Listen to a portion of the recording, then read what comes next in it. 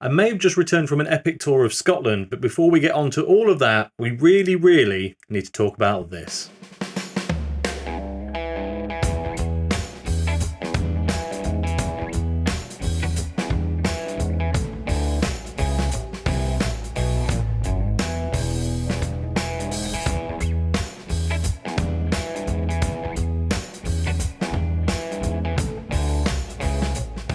Hello and welcome back to the channel, and yes, despite my epic northern adventure, we really do need to talk about this from the Czech legends Budvar. This is Budvar Dark, or their Dark Lager, and the reason I'm so excited about this is because it's currently available at a very low price, about £1.79 a bottle if memory serves correctly, up at the local branch of the LIDL. That's right, you can now buy this in your local branch of Lidl. It has been available in some other discount shops on and off for a while, I believe. However, I've never happened to find it.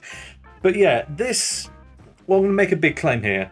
This is probably the most recent beer to enter my kind of, I guess, kind of Hall of Fame beers, if that makes sense. Kind of, you know, long-lasting, long production runs, relatively available, although not so easy sometimes with the Budvar Dark. But this, yeah, has very quickly become an absolute favourite of mine, or at least it has on tap. Now, truthfully, I did want to just do a reactionary video. Most of my, or almost all of my videos are just not tried this thing before, let's hope it's pour it out, try it, kind of just immediate reaction stuff, basically. However, well, when I found out that I could get this and it was so cheap, I bought a lot of it. And when I got back from Scotland, I chilled out by having one or two of them. So I have tried it. Full disclosure, it is not as good, or at least I've not managed to make it as good yet as it is on a proper side pour tap, you know, on a Budvar font in a proper European beer pub.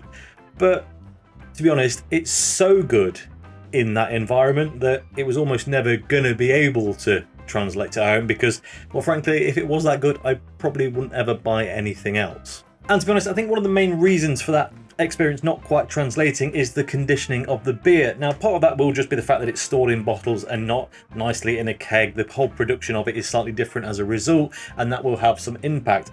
But I think as much of that is the case, I think it's also down to how it's served, how it's poured, and so on. Obviously, many of you will know there is a knack to pouring Budvar the proper way. You kind of get it all foamy and then let it cut down and then top it up again, and all a bit of wizardry. And they always put their beer in kind of, well, like handled glass tankards, which is like a very old school British ale thing, and you don't really associate with lager unless, of course, it is Budvar. As a result, I've been kind of testing this out with different glassware to see what works best. I don't have a Budvar tankard, otherwise I'd absolutely use it. I've tried a standard lager glass with the bumpy bits in the bottom, and to be honest, it flattens it out too much. It gets too excited too quickly and it just goes a bit there. On the flip side, I've tried it in a pint glass without the bumpy bits at the bottom, and it's a bit too fizzy as a result, because you're not getting rid of any of that gas, so it's a bit spiky. Today I'm going to try something different, and I'm hoping for a kind of happy medium here, and that's the bougie craft beer glass. It's basically just a fancy kind of gauntlet style. There are no bumpy bits at the bottom, but it has a bit more surface area, and I don't know. I've got high hopes. This glass, generally speaking, does wonders for almost any beer, so I'm hoping to achieve the same here today. Before we get into it though, quick bit about it. So this is Budvar Dark. It is a 4.7% dark lager, and you know they know their stuff. Of course they know their stuff, don't you know, but you know they're appealing to the interested market, me, when they start to put things like the IBU in the EBC on the label. Can you see that up there? So that says 95 EBC, that is the colour. I think it's out of 100, which means it's very dark indeed. And the IBU is the bitterness units, how bitter the beer is. 24 is what you'd expect really for a lager, 20 to 30 possibly, maybe a bit lower at times. But yeah, you know, that's also out of 100. But anyway, whether it is or not doesn't really matter. 24, pretty spot on for a lager, so we're expecting something not too bitter, basically. Let's get it open, shall we? But before we do, quick look at the bottle for you. It's really nicely done, these kind of tall style 500ml bottle, and if I spin it round, heaps of info on the back, as you would expect from a mass-produced international beer. But just look at it, a thing of relative beauty. I am going to try the proper pour, I think. So as far as I understand it, it's kind of a 45-degree tilt, and quite quickly get your beer splashing around. You want to get rid of some of that gas, some of that gas in your glass, and then just set it down. Good things come to those that wait, which is a different brand of beer, a much worse brand of beer instantaneously. But yeah, let's just wait for this to calm down. We'll top it up, and then we'll give it a full taste test.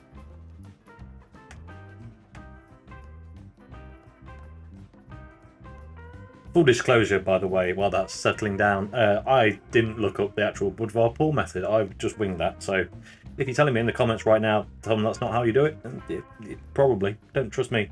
Don't trust me at all. Right then, let's slowly top this up. I probably didn't leave it quite long enough, to be honest, but I'm impatient because this is so tasty.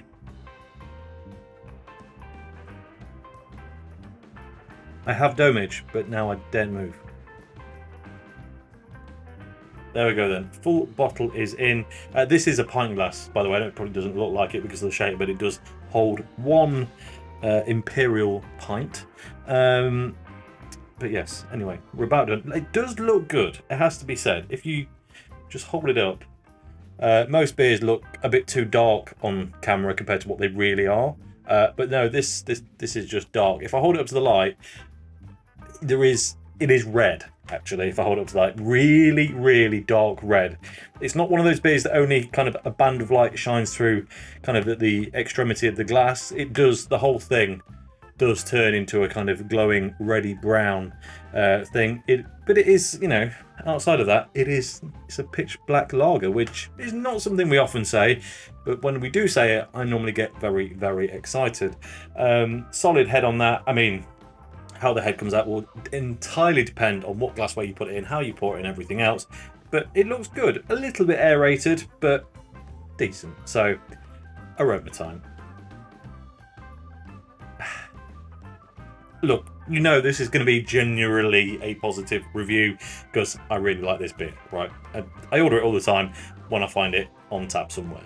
And at £1.79, it's just a bargain. Beyond, well, for me anyway, it's just an absolute bargain. And the nose really gives away that this is something a little bit more, a little bit special. It doesn't deliver, I guess, what you would consider the regular lager aroma, which for most people is the malt. And because it's dark, it does have very different malts. However, it's clearly brewed with that. It's not extremely distinctive, but I think you could pick it out if you tried the Budvar yeast, because whilst it's got this deep, rich toffee thing coming through because of the dark malt, there's just a tip of the hat, probably the same hop profile and the same yeast just comes in and lets you know you're still in Budvar town. This is just something a little bit different.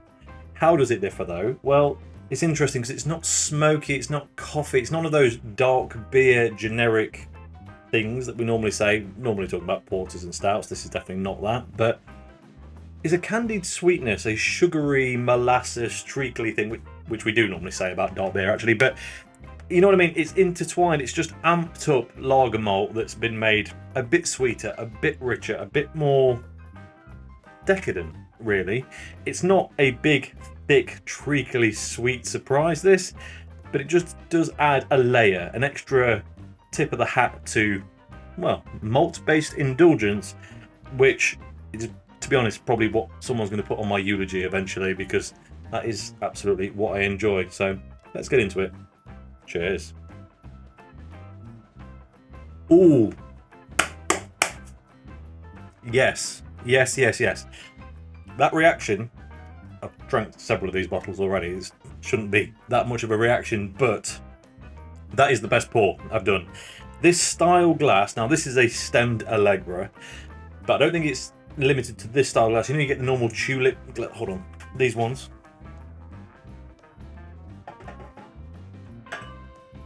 This style, you know, the sort, you know, Stella glasses sometimes like that. I think they would work just as well. It's definitely the best pour. It's becoming more creamy, more what I remember from the pub poured pints that I've had in the past. It's not still as good or the same, but I can't really justify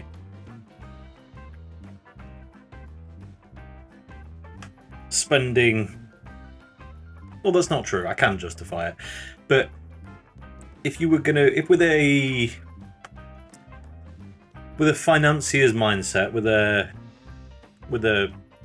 an accountant's mindset, I should say, there's not really an argument for buying any other dark lager when this costs £1.79. Like, there just isn't. It's in the top 10% of all of them that I've ever tried, if not higher. Granted, you know, it's not that common a style, so I've not had hundreds of them, but I've had enough.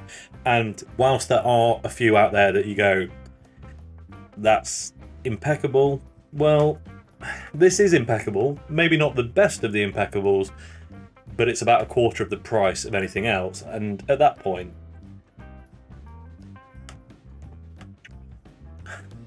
it's incredibly hard to argue against. Flavour-wise, if you've not had it before, let's do it. Top to bottom taste test. So, come on then. Initially, a little bit of bitterness at the front of the tongue, bit of carbonation prickling away, and actually, right on the tip of the tongue, in a blind test, I think you just go, this is European lager. Because it has got that kind of distinct lagery, I don't know, it's just lager malt, Vienna malt, whatever it is they use in this. Right at the tip of the tongue is, yeah, it's right there. And it's absolutely, it's basically Budvar as you would expect, but only for a moment. Because then, kind of over the first third, it's subtle. Just a few deeper caramel notes start to creep in. Just, it's a hint, a suggestion that all is not as it should be, if you were blindfolded, again, as I should say. But second, third, building now, bigger, bready, well-cooked bread notes with the additional sweetness, if that makes sense. It's not burnt, it's just, you know when you get like a farmhouse loaf and it's just, it's not burnt. But if they'd left it in there 10 seconds longer, it would have been.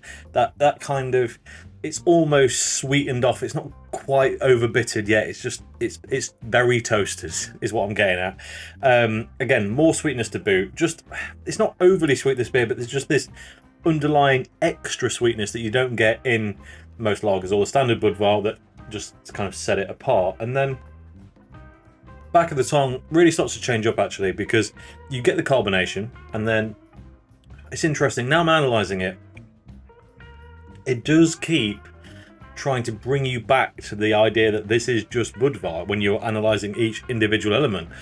At the back there, it goes mineral heavy, like you would expect out of a European lager, or certainly out of a Czech Pilsner anyway, but there's just a little bit extra. It's like toasted spice now coming in. There's just these little changes incrementally through every bit of the palate. But I know that it's all going to come crashing down on the aftertaste, because while you might have had a very almost generic lager experience up to that point, that aftertaste comes in, the mouthfeel somehow improves after the fact. It's quite a thin beer, it's a lager, it's nothing too special. It is a bit better if you have it on tap. But after you swallow it, your mouth almost gets coated. That's the buttery thing I was talking about before. It's not really... Well, in my mind, it's buttery. That's all I can really tell you. It's creamy, it's smooth, it's sweet. There's a hint of savouriness, like salt and butter, but it's not properly there. And then it just mellows out into this kind of like, I guess butterscotch actually would be the best, yeah, the best analogy.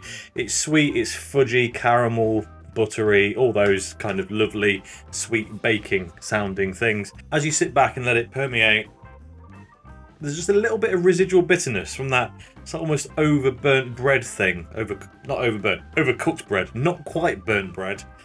Just sits lingering on the tongue. And I have to say, I can never quite wait to get in for another sip. So yeah, that is it. As I say, this is basically a Hall of Famer for me at this point. I really do enjoy this stuff, and for £1.79, I hope I got that price right. It might be £1.69. I don't know. It was cheap. Anyway, it was a few weeks ago now.